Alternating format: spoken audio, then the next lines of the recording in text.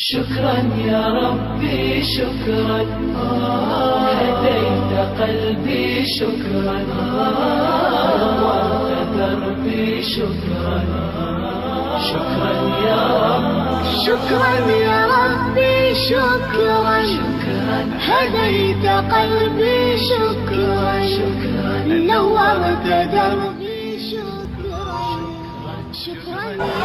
Bismillahirrahmanirrahim. Assalamualaikum warahmatullahi wabarakatuh. Halo semuanya, perkenalkan nama saya Budi Rahayu dengan nomor PPG 201900386007 dengan nomor daftar ujian 2023212576. Hari ini saya akan melaksanakan ujian kinerja. Mohon doa restu. Assalamualaikum warahmatullahi wabarakatuh. Assalamualaikum.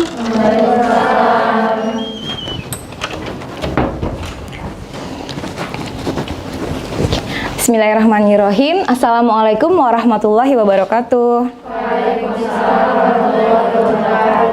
Alhamdulillah, kita ketemu lagi ya. Setelah pekan kemarin kita belajar bareng ya.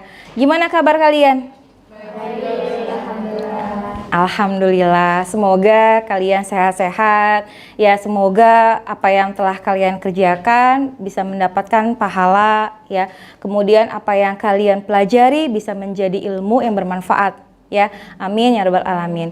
Oke, sebelum kita mulai Kak, tolong diperhatikan dulu Kak, yuk dilihat kanan kirinya ada sampah nggak, coba cek dulu, ada sampah nggak?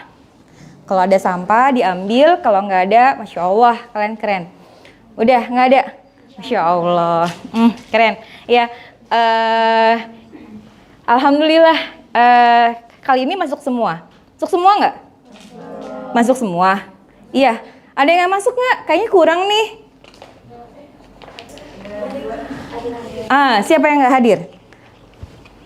Siapa yang nggak hadir?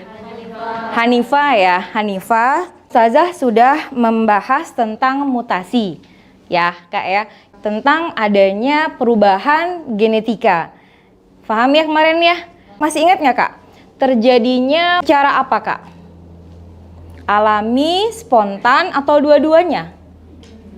Nah, dua-duanya ya. Bisa alami, bisa spontan ya. Mudah-mudahan bisa kelihatan. Kelihatan nggak Kak? Kelihatan ya. Bismillahirrahmanirrahim. Dimulakan dengan bismillah, disudahi dengan alhamdulillah. Begitulah sehari dalam hidup kita, mudah-mudahan dirahmati Allah. Dimulakan dengan bismillah, disudahi dengan alhamdulillah. Begitulah sehari dalam hidup kita, mudah-mudahan dirahmati Allah. Mulakanlah kerja dengan niat yang satu untuk mendapat keredaannya. Moga segala urusan dipermudahkannya agar sentiasa dalam kebaikan. Barulah hati kita kan terasa tenang dan bersyukur dengan apa yang ada. Dimulakan dengan bismillah, disudahi dengan alhamdulillah. Begitulah sehari dalam hidup kita, mudah-mudahan dirahmati Allah. Buruk dan baik itu ketentuan Allah, kitalah jua yang memilihnya. Amal yang baik akan membawa ke surga, amalan buruk menempa neraka.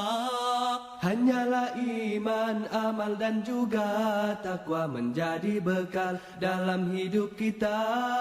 Hanyalah iman, amal dan juga takwa menjadi bekal dalam hidup kita. Dimulakan dengan bismillah, disudahi dengan alhamdulillah. Menarik ya, ini sebelum kita masuk ke membahas hasil kerja kalian.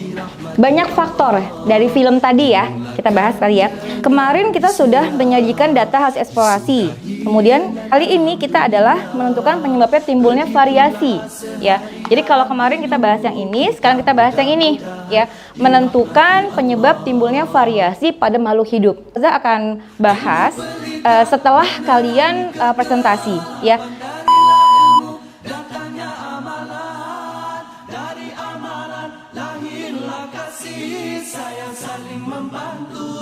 Kerjasama rezeki yang ada dihulurkanlah, derma terjalin hidup harmoni bahagia. Rezeki yang ada dihulurkanlah, derma terjalin hidup harmoni bahagia. Dimulakan dengan bismillah, disudahi dengan alhamdulillah. Begitulah sehari dalam hidup kita, mudah-mudahan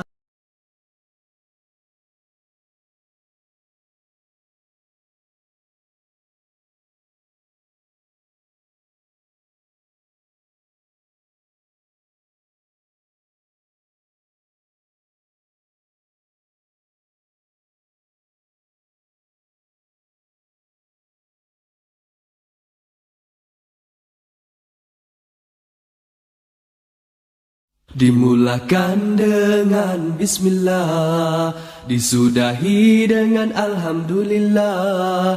Begitulah sehari dalam hidup kita, mudah-mudahan dirahmati Allah. Dimulakan dengan bismillah, disudahi dengan alhamdulillah. Begitulah sehari dalam hidup kita, mudah-mudahan dirahmati Allah. Mulakanlah kerja dengan niat yang satu untuk mendapat keredaannya.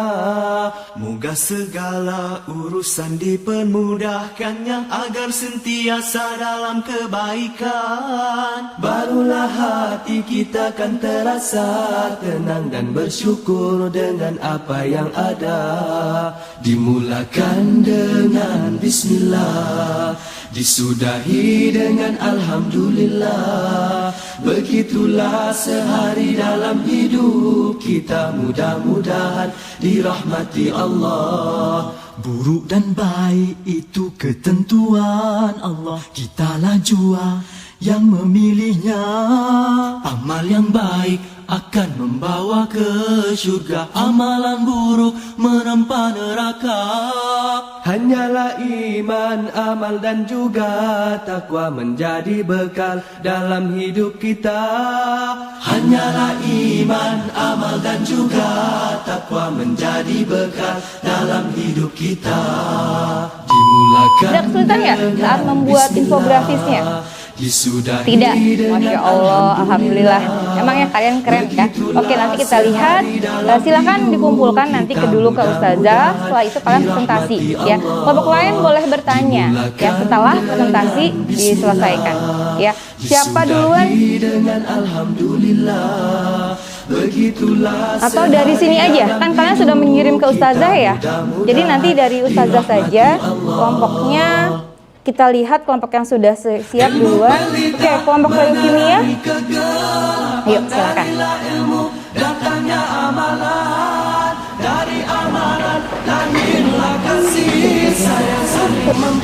Assalamualaikum warahmatullahi wabarakatuh. Hari ini kami dari kelompok dengan materi leukemia akan menyampaikan materi. Jadi pertama di sini adalah leukemia. Leukemia adalah kondisi kesehatan ketika tubuh terlalu banyak memproduksi sel darah putih atau leukosit yang abnormal. Faktornya itu ada genetik, kelainan kromosom, radiasi, faktor lingkungan, obat-obatan, sering terpapar bahan kimia dan infeksi virus. Sel darah putih merupakan bagian dari sistem kekebalan tubuh yang diproduksi di dalam sumsum tulang. Ketika fungsi sumsum tulang terganggu, maka sel darah putih yang dihasilkan akan mengalami perubahan dan menjalani perannya secara tidak efektif.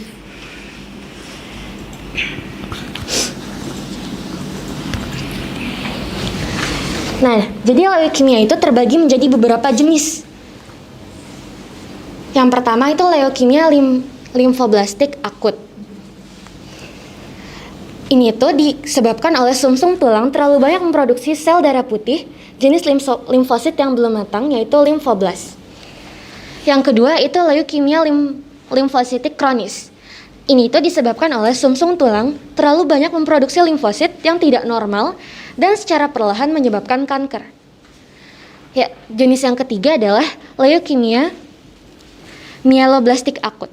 Ini itu disebabkan oleh sumsum tulang terlalu banyak memproduksi sel mieloid yang tidak matang atau myeloblas. Dan jenis yang terakhir adalah leukemia mielositik kronis. Ini disebabkan oleh sumsum tulang tidak mampu memproduksi sel mieloid yang matang. Nah, jadi leukemia juga ada sifatnya. Belum Aisyah. Itu leukemia dapat bersifat kronis atau akut. Nah, leukemia kronis itu kanker berkembang perlahan dengan gejala awal yang biasanya ringan. Tapi kalau leukemia akut, perkembangan sel kankernya terjadi dengan sangat cepat dan gejalanya bisa memburuk dalam waktu yang singkat. Leukemia akut lebih berbahaya daripada leukemia kronis.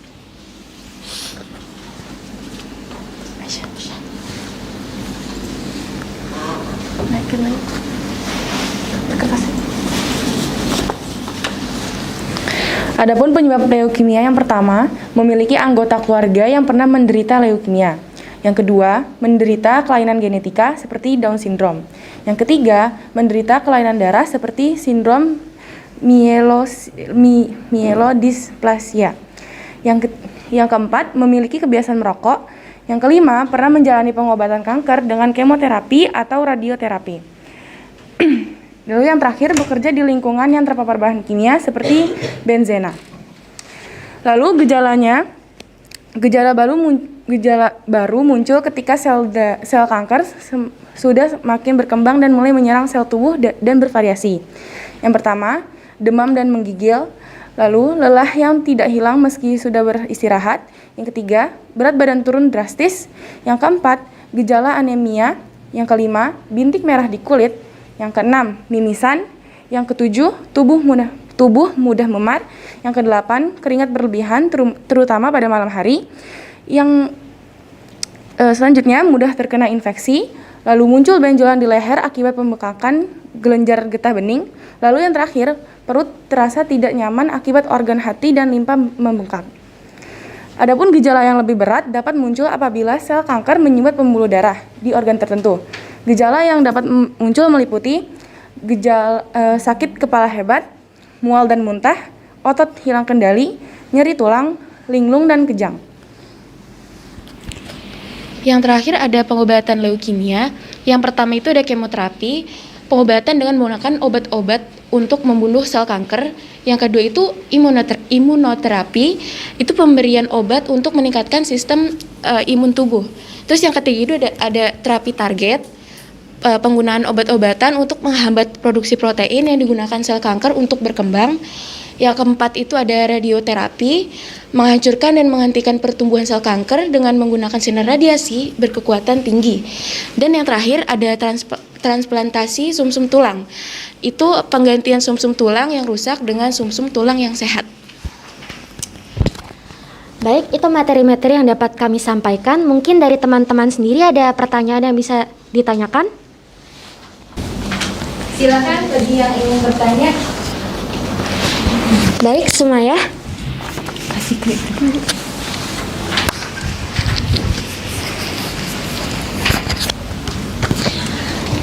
Mutasi apa sih yang terjadi pada penyakit leukemia? Iya. Mutasi apa yang terjadi pada penyakit leukemia?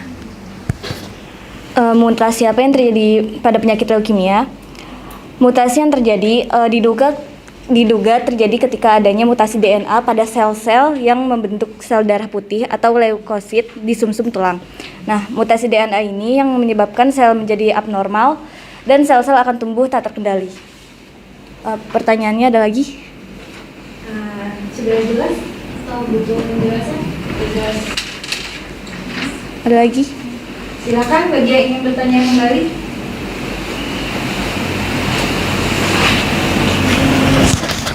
Sebut namanya dulu ya. Dari kelompok 3 berarti. Nama saya Airin, saya dari kelompok 3 dan saya mau bertanya, apakah penyakit leukemia ini bisa sembuh? Pertanyaan dari Airin ya. Oke, Airin bertanya, bisa nggak penyakitnya sembuh? Insya Allah ada obatnya ya. Penyakit leukemia bisa disembuhkan, asalkan jenisnya diketahui dengan tepat dan diberikan pengobatan secepatnya. Pengobatan yang diberikan kepada anak yang mengalami leukemia akut 75% berpotensi sembuh dan bertahan hidup 5 tahun. Sedangkan pada dewasa menghasilkan rata-rata waktu bertahan hidup kurang dari 5 tahun dan hanya terjadi 20-30% pada total kasusnya. Nah, Jelas nggak Kak Airin? jelas.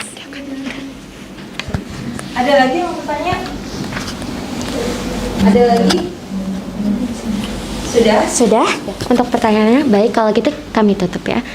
Sekian presentasi dari kami. Semoga ilmu yang kami sampaikan ini bisa bermanfaat bagi teman-teman semua.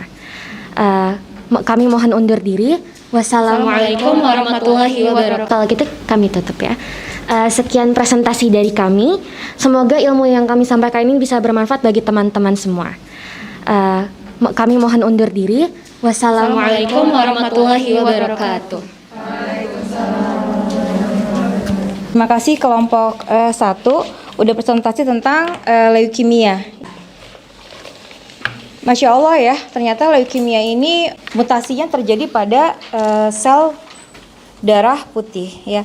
Oke, mungkin untuk berikutnya adalah dari kelompok Down syndrome. Kelompok Down syndrome. Oke. Kumpulin dulu. Yuk kumpulin dulu Down syndrome.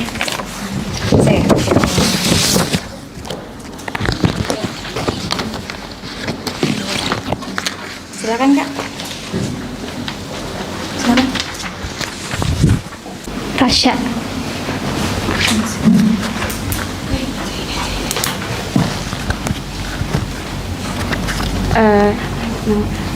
Saya Rasya dari kelompok 3. Anak Down syndrome termasuk disabilitas apa?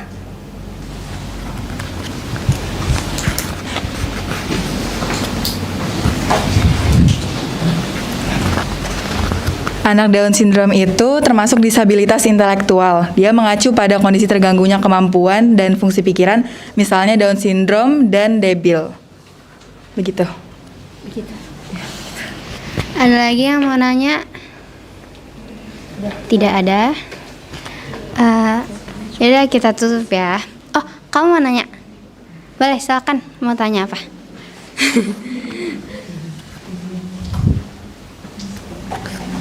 Aku Syahidat dari kelompok 3. Apa sih, kan ada autis sama Down syndrome itu? Bedanya tuh apa sih? Ya. Agak-agak mirip sih ya Kak ya. Iya, sudah. Kalau Down syndrome itu ada kelainan jumlah kromosom 21. Nah, kalau autisme tidak dipengaruhi oleh kromosom. Anak dengan autisme memiliki 3 gangguan dalam perkembangan, yaitu dalam komunikasi dan interaksi, perilaku, serta gerakan dan ucapan yang sering diulang-ulang. Udah itu aja. Kami dari kelompok 2, kami izin mengundurkan diri. Mohon maaf tadi jika presentasinya banyak kesalahan atau apa. Wassalamualaikum warahmatullahi wabarakatuh. Waalaikumsalam warahmatullahi wabarakatuh. Masya Allah. Silakan kembali disampaikan. Selanjutnya mungkin dari kelompok gangguan imun ya. Oke, silakan. Sudah selesai?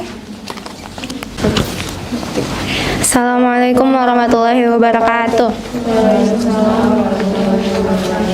Kami dari kelompok 3 hari ini akan mempresentasikan infografis kami tentang gangguan sistem imun pada anak. Ikatan Dokter Anak Indonesia atau IDAI itu mengingatkan masyarakat untuk mewaspadai dan melakukan deteksi dini terhadap imunodefisiensi primer atau penyakit langka gangguan sistem imun akibat kelainan genetik pada anak.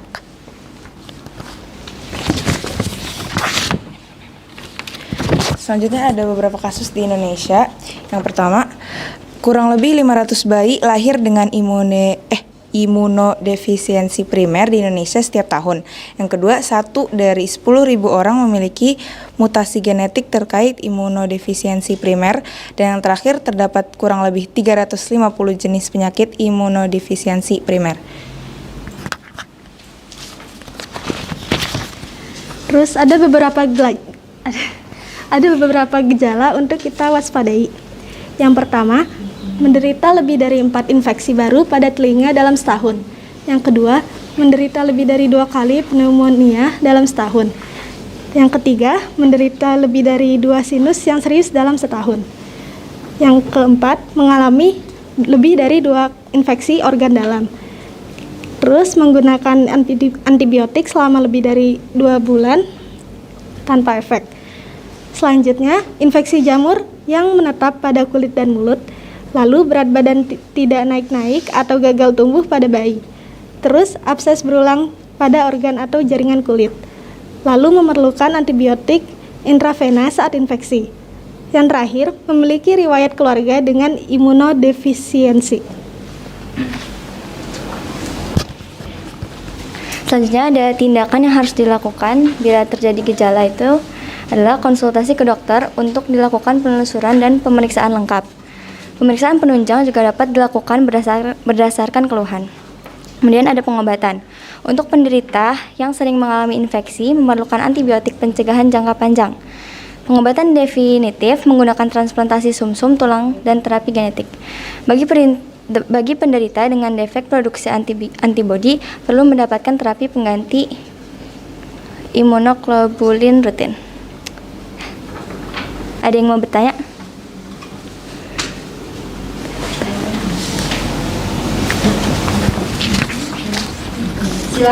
Silakan yang mau bertanya. Oke, silakan, Mbak. Autoimun. Autoimun. Penyakit autoimun tuh bisa disembuhin secara total atau enggak?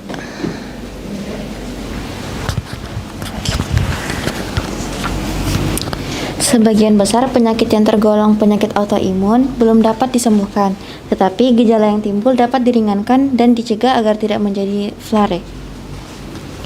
Jelas. Terima kasih. Ada lagi yang mau bertanya?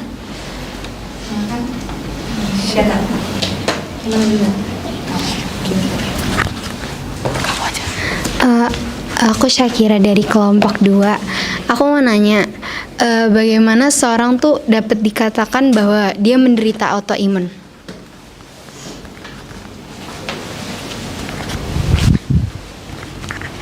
Seseorang dikatakan mengalami gangguan autoimun jika sistem kekebalan tubuhnya yang seharusnya berfungsi menyerang dan mengeliminasi kuman yang masuk ke dalam tubuh justru menyerang sel-sel tubuhnya sendiri. Serangan sel-sel tubuh ini akhirnya menimbulkan gejala sistemik yang mencakup segala macam organ. Baik, jelas. Oke. Silakan. Aku Rifa dari kelompok 3. 4 ya. 4. Autoimun itu menyerang pada usia berapa?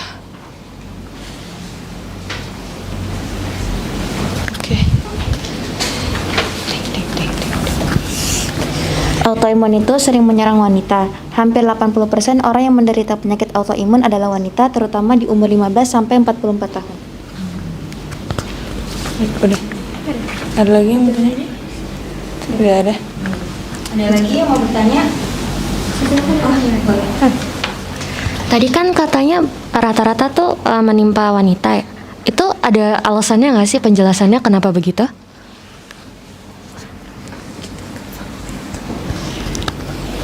Beberapa peneliti itu percaya kalau misalnya wanita itu beresiko tinggi kena penyakit autoimun karena sistem kekebalan tubuhnya itu lebih cenderung lebih canggih daripada pria. Wanita lebih sering memiliki respon yang lebih kuat daripada pria karena sistem kekebalan tubuhnya mereka dipicu. Ada lagi yang mau bertanya? Udah mungkin ya. Ini ada satu lagi, anak yang daya tahan tubuhnya rendah itu tentu saja kita mesti lindungi. Karena mesti lindungi anak-anak seperti ini. Sekian dari kami, mohon maaf kalau ada salah kata. Kami mengundurkan diri. Assalamualaikum warahmatullahi wabarakatuh. Assalamualaikum warahmatullahi wabarakatuh. Kami dari kelompok 4 ingin mempresentasikan Treacher Collins. Yang pertama dibacakan oleh Ais.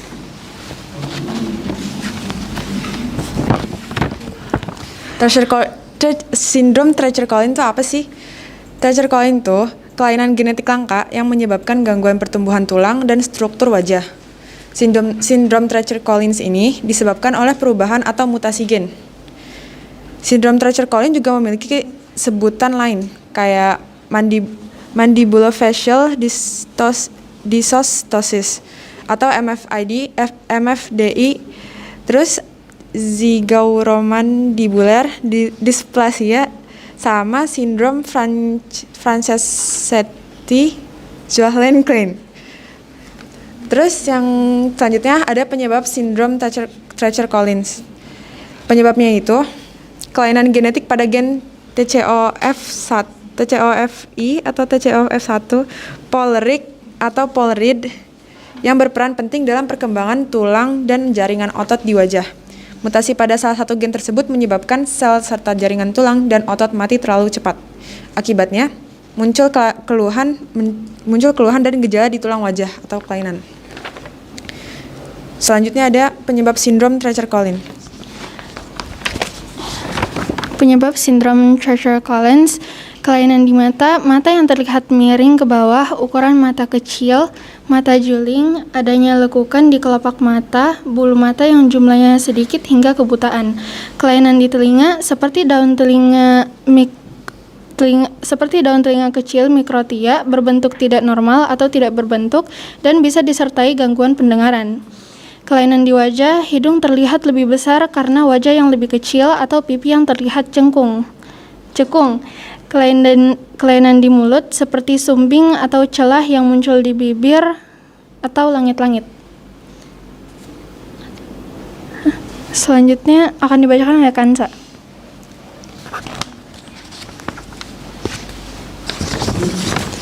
Diagnosis sindrom Treacher Collins bisa melalui tes genetik molekuler dan pemindaian.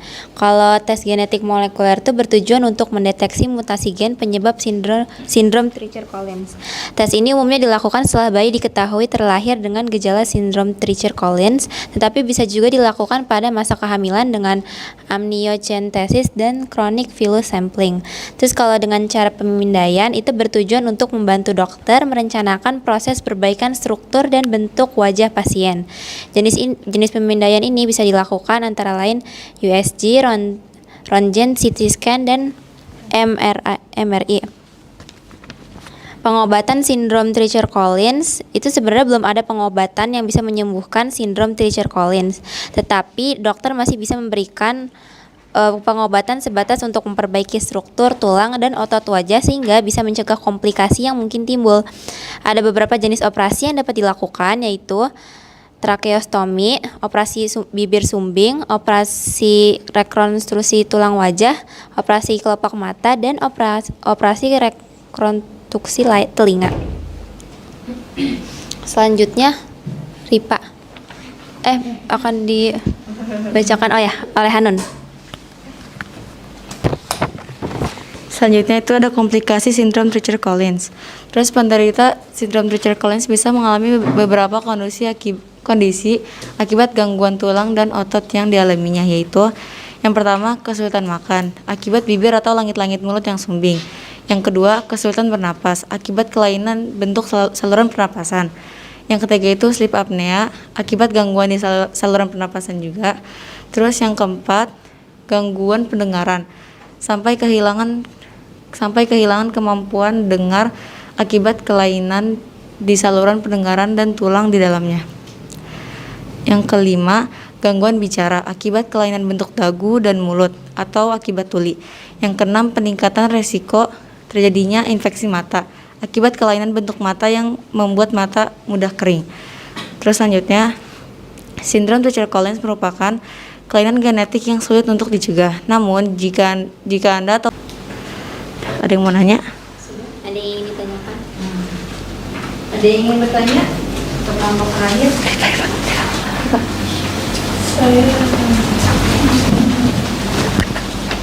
Ada dari kelompoknya semua. Saya Sumaya dari kelompok 3 ingin bertanya, bagaimana sih cara pencegahan penyakit Treacher-Collins? Bagaimana pencegahannya? Pencegahan Treacher-Collins itu sulit untuk dicegah. Namun kalau misalnya ada kerabat yang memiliki sindrom Treacher-Collins, sebaiknya lakukan konsultasi sebelum merencanakan. Sebaiknya lakukan screening dan konsultasi genetik sebelum merencanakan kehamilan.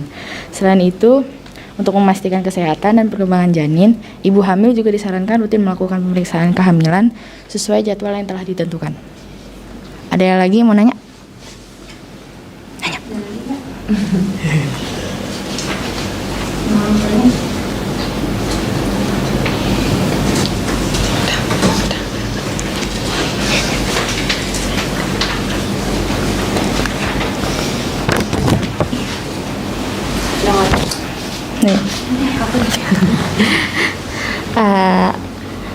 Ada nggak sih pengaruh gender dengan perubahan mutasi pada penyakit Treacher-Collins ini?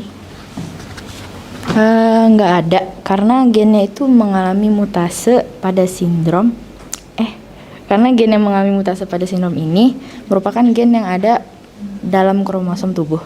Jadi gender tidak berpengaruh terhadap penyebaran penyakit ini. Oke. Ada yang lagi nggak yang mau bertanya?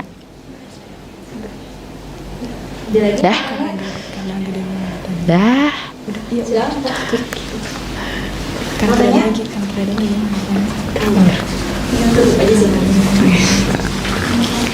Baik, terima kasih atas perhatiannya dan maaf atas kekurangannya. Dan kami dari kelompok 4 pamit untuk undur diri. Syukran. Assalamualaikum. Assalamualaikum warahmatullahi wabarakatuh. Waalaikumsalam warahmatullahi wabarakatuh. Syukran, Kak. Masya Allah, alhamdulillah. Sudah ya. Makasih Kak, ditutup. Masya Allah, alhamdulillah semuanya sudah melakukan proyeknya dengan baik ya, alhamdulillah. Jadi tambah ilmu gitu ya. Kenapa? Karena sebenarnya ini adalah materi yang kita hadapin sekarang gitu ya. Kenapa? Karena mungkin sudah banyak kejadian istilahnya banyak di sekitar kita juga. Ada penelitian yang menunjukkan bahwa beberapa masyarakat ada yang mengalami Down syndrome gitu. Satu desa gitu. Itu ada ya. Oke, mungkin berikutnya saya akan coba ulas ya. Saya akan coba ulas remind sedikit tentang tujuan kita yang di awal. Nah, setelah kita presentasi tadi, berarti kita bisa menjawab ini nih. Ya, kita bisa menjawab ini.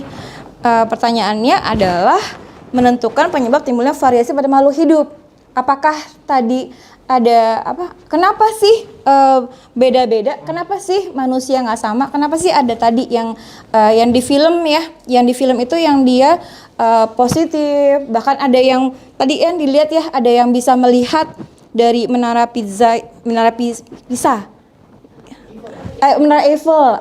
Berarti kalian nonton ininya, Ustazah cuma ngetes gitu ya. Berarti kalian lihat videonya, berarti Ustazah cuma ngetes doang.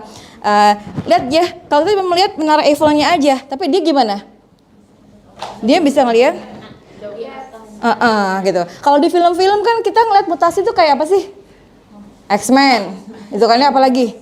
Yang Spider-Man gitu kan ya. Tapi kalau yang ini ternyata ada loh, ada orang yang nggak tidur. Kalian aja tuh, Ustazah tadi takut nih jam-jam segini, jam-jam yang aduh gitu ya. Ternyata dia nggak tidur loh. Berapa puluh tahun dia nggak tidur? Tadi ada berapa belas tahun dia nggak tidur? berapa minggu kan ya.